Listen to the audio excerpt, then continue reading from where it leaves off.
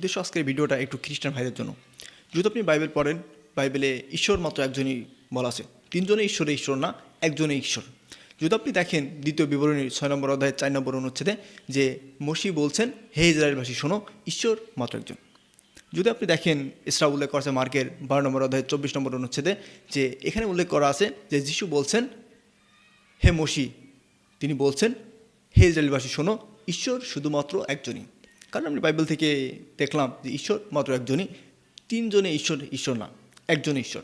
ঠিক তেমনই আপনি যদি পবিত্র কোরআন পড়েন, পবিত্র কোরআনে উল্লেখ করা আছে সূরা ইখলাসের প্রথম আয়াতেও, এছাড়া উল্লেখ করা আছে সূরা বাকারার 255 নম্বর আয়াতে উল্লেখ করা আছে, এছাড়া উল্লেখ করা আছে সূরা বাকারার 163 নম্বর আয়াতে যে ঈশ্বর বা আল্লাহ সুবহানাহু ওয়া তাআলা একজনই।